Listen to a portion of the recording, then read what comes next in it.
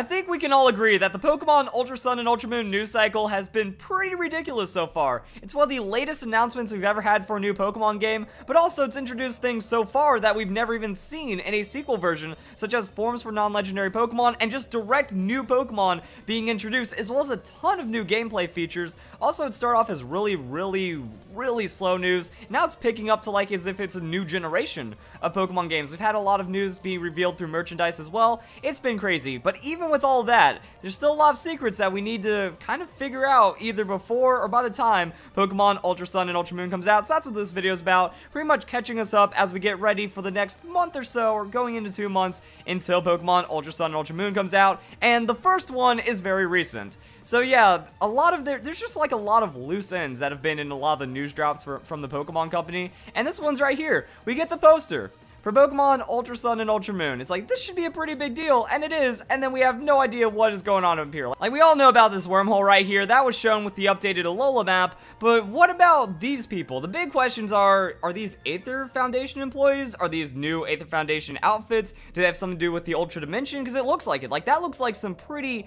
serious gear. I'm not saying, like, spacesuit levels, but maybe it's built to, like, last longer in the Ultra Dimension. Does that make them villains? Do they want to do some crazy things with Necrozma, Ultra Beast, and, like, rule from the Ultra Dimension or something like that? Like, are these parents and their children and they have some kind of crazy thing that they're up to? Are these just like people trying to build a new world order or something? Like, that's what it looks like. Like, it really feels like something's up, especially when someone has a mask and they're kind of like shaded out ominously over everyone in a poster. That's some villain level stuff. You're just kind of finding out what it means. So thanks for the teaser. This provides no information while also leaving more questions. Good job, Pokemon. There's also a few other things to figure out with what's going on. Like, my running theory right now is that the Pokemon Sun and Moon anime is actually going to follow the story of the Pokemon Ultra Sun and Ultra Moon games, and we can kind of see some hints of that on the poster. People kind of freaking out about Lily holding a Pokeball, oh my god, but we've known about this for a while now in the anime, and it looks like things are going a much different route. Cosmog was just introduced in the anime, and Lucamine doesn't show any immediate hostility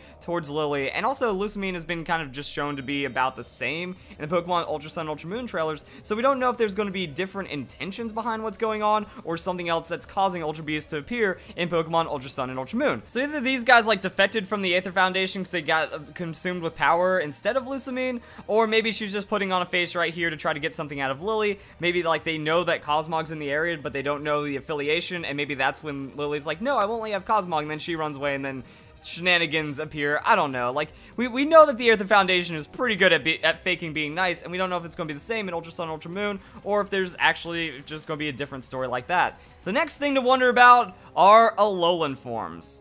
We already have new Pokemon forms and entirely new Pokemon being thrown in mid-generation Pokemon Ultra Sun and Ultra Moon, so why stop there? You know, we already have more features and more things happening, so Alolan forms actually make a ton of sense, especially with the new expanded Pokedex as well. That means more Pokemon can be found in the Alola region, which means more opportunity for change. I think that the Alolan Pokemon were brilliant if Game Freak actually designed them with the intent to introduce new Pokemon mid-generation, because it can happen anytime, especially with Pokemon Ultra Sun and Ultra Moon being an alternate storyline. Alternate story means maybe different Pokemon have been modified in different ways. It's a regional variant. So different Alolan Pokemon can kind of pop up at any time, it feels, and maybe just kind of sprinkling that into the story means we get new Pokemon that aren't just Ultra Beasts, that aren't just forms of existing Pokemon introduced in Ultra Sun and Ultra Moon, which makes it feel like a new generation in some way. It just kind of really expands in a pretty simple way that doesn't break anything, you know? That when it comes to all of the Alolan Pokemon that were introduced, that's not a lot. Like, it seems like this is a crazy gameplay feature. Got a ton of spotlight, got a ton of news reveals,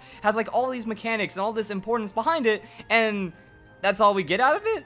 Are you kidding me, Game Freak? Now, the other question is going to be, is it more Kanto Pokemon? Are there going to be Pokemon from other regions? Can every region be affected? Maybe it's just going to be Johto, like Johto Alolan Pokemon. This is the next thing for Mega Flagon. Like, everyone wanted Mega Flagon, Mega Milotic. It only made sense. Come on, Game Freak. Well, Johto Alolan Pokemon, that's this. You know, there's no excuse. It's not like it wouldn't make sense. It's not like it's something outlandish. It's just what the people want at this point. Now, Johto is connected to Kanto, so if there's only a special reason why it's Kanto, it really doesn't make sense why Johto would be excluded. And yeah, like this would be a nice way of kind of giving a little bit of hype towards Johto. Some people are saying that Gold, Silver, Virtual Console are kind of hinting at that. I disagree, Mostly because that if you do Red, Blue, Yellow Virtual Console and you say the reason you're doing it is so you can transport original Game Boy Pokemon into the new generations, then Gold and Silver have to follow because it's effectively the same thing, and also that's a pretty hype game to release. Now, I'm not saying this guarantees 3rd gen remakes or 3rd gen... I'm not saying that this guarantees 3rd gen Virtual Console. What I'm saying is now all the Pokemon games interact together, that you can have a Pokemon respectively from every generation inside of the modern Pokemon games. So I don't think that Gold Silver means anything for Alolan Johtos, but I think that, you know, there's no excuse not to, and there's no reason why it wouldn't work. So the mystery is if it's going to happen and when they're going to be revealed, if they are. And I think a demo would be the perfect thing. So that's another question. Is there going to be a demo? There's not too much information hinting at that, but it just makes sense and be something that's pretty cool to see. Another thing to figure out is, what's this? Is this Kartana's Ultra Space? It really looks like Kartana's Ultra Space. Is that little tiny sprite down there, is that actually Kartana? Is it going to be an overworld encounter? You know, there's not really much else, like, what are people doing here? What is this? I've already gone at length. I think a lot of people have kind of talked about what's going on here, but I really want answers. Like, is this actually Ultra Space? Is this a special thing? Does this kind of hint at what's going on with the new Ultra Beast encounters? Also, are the Ultra Beasts going to be shiny? Are they going to be shiny locked or not? I kind of really want to figure that one out as well. I think we kind of forgot about that. You know, it's like, oh, here's so many shiny locked Pokemon, Ultra Sun, Ultra Moon. When that new Pokemon game is announced, maybe we'll finally figure out what's going on with the shinies. So yeah, are there going to be shiny Ultra Beasts? Is the Ultra Space going to be different? Are the encounters going to be different? I just want to know what this is, because, like, that's just weird to me, especially people being around a potential Ultra Beast area. That's something pretty strange. Next question, are these Z moves? Like, we know that's from a Z move. That was pretty cool when all those exclusive Z move things happen. So that mean, does Mimikyu get a Z move? Does that mean Togedemaru gets a Z move? Is this a special Pokemon encounter? And then that kind of brings us to this. So yeah, what's going on? Like, are those wild Pokemon encounters? Are those totem Pokemon? Is that how you actually end up with the Z crystal for that Pokemon? Is it a separate encounter? What's going on there? We've also seen that some of the trials, they look the same. They look a little bit different. There's things that have changed. So yeah, like, what's going on here, you know? We see a hiker, but we don't see Kiawe, and this is on top of the mountain, and then things look a little bit the same, a little bit different. Looks like we do get kind of locked in the abandoned Mega Mart, and that's kind of the same. So we also see that the island, the trial captains are there, but also sometimes they're not there, and then sometimes they're there again, and then we still have totem Pokemon apparently. So I don't know what the breakdown is, like how different are these going to be, and it looks like it's not just going to be like the same exact rehashing of the trials. It's going to be done in a different way, but still going to kind of hold what the trials are and stuff. So that's something interesting to think about. Mina, she's got a new trial as well, so we're going to get a little bit extra. A personal secret for me is also the empty land plots. I've been hugging up on these empty land plots for over a year now, because I saw them like, yo, do we get to build our own customized houses in the city we like, or something like that? Like, I want secret bases again. I want these things, but now it has been revealed that it's a Lowland Photo Club, except that it's not all of them. That there was like 7 or 8 empty land plots, but there's not 7 or 8 Alola Photo Clubs. So yeah, there's one on every island, it seems. But then what about this right here? Like, this was an empty land plot, and now it's a new house. Is this just going to be a regular house, or will each empty land plot actually lead to a new gameplay feature, or be of something of significance, or maybe it's just going to be, you know, like maybe some of them are Alola Photo Clubs, maybe Game Freak left them in there so they had room to grow and develop, and maybe put something there if they came up with it, but if not, it's just going to be something regular. I just want to know what's there. I don't want anything, I don't want any empty spaces in my Alola region. I want to know what everything does, and I think that that's going to be one of the things to discover in Pokemon Ultra Sun and Ultra Moon. And then lastly, hidden abilities on the starter Pokemon. Something else that's kind of been forgotten, but kind of on everyone's mind. Like, cool, what about shiny locks? Oh, but what about the hidden abilities for the starters? Because those have been there, and some of them look really good. Like Incineroar with Intimidate, that might actually start taking over in doubles, but there's also a couple other ones that aren't that great. Like Liquid Voice sounds really cool on the surface, but then it doesn't really give Primarina that much because it already has sound-based water moves that hit multiple opponents. So Liquid Voicing the Hyper Voice doesn't really do much for Primarina, which is a little unfortunate right there. But are we going to receive these like as a part of Pokemon Ultra Sun and Moon inside the game, or are we just going to have to wait months until the game comes out to receive these as like some kind of event, and then whenever the event becomes available, that's just kind of it right there? Looking at what we have, yeah, Primarina with Liquid Voice sounds cool, seems like it might do some cool things, but at the end of the day, maybe not. Incineroar, Intimidate's just a really good ability. Now, Incineroar is a bulky Pokemon with pretty high amounts of damage. Like that Flare Blitz at 115 attack, that's gonna hurt. Does have a decent amount of weaknesses, but also a good amount of resistances. I think it can find its own little niche to play, and also just having Intimidate spam behind bulk, pretty solid. 95s, 90s across the board, really good on that tankiness. And Decidueye.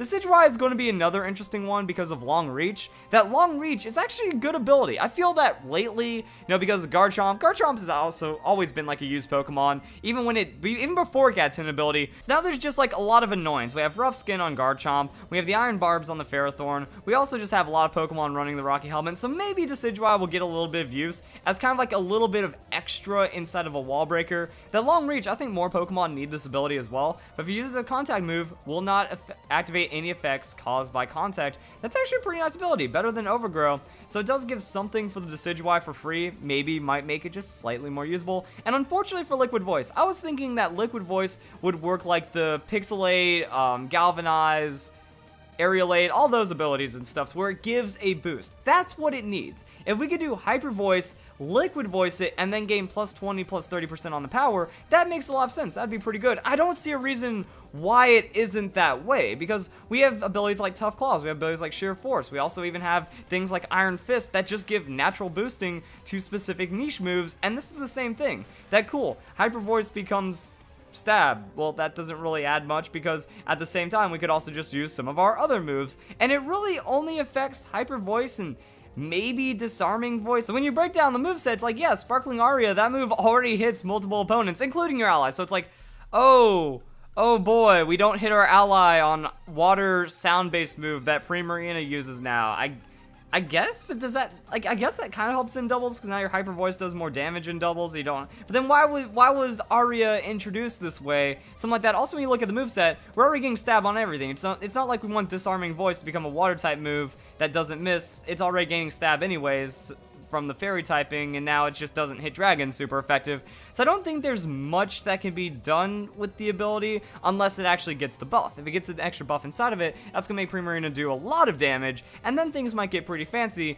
And unless there's like a patch introduced with Pokemon Sun and Moon, like say, because once these become available, you can freely trade the hidden abilities of Pokemon Sun and Moon, and they're going to work in competitive just fine. But then that means like you have to patch Pokemon Sun and Moon if it was to get a buff to plus 20%, plus 30% on damage as well. I don't know, so it looks like Primarina might not get the most out of it, but I think the other two could be very useful, and Incineroar definitely winning out with that. I don't think there's many more questions on that, you know, what about the stats of the new Ultra Beast? What about this? But we did finally understand what happens with these forms of Necrozma. We got our Dusk Lycanroc form. We're learning more and more about the new Z Crystals and Z Power and stuff. So I think, like, those are just kind of the big ones right now. Not the biggest mysteries, but at the same time, I still feel like there's a good amount here. You know, we still don't know a lot about what is yet to be revealed in Pokemon Ultra Sun, Ultra Moon, and some of the things that we've been revealed on, it's just really dry. It's quick. It's like, here's the thing, no context. Good luck, have fun. See you in November. So I hope you guys enjoyed the video. Hope you all have a nice day. Thank you very much for watching.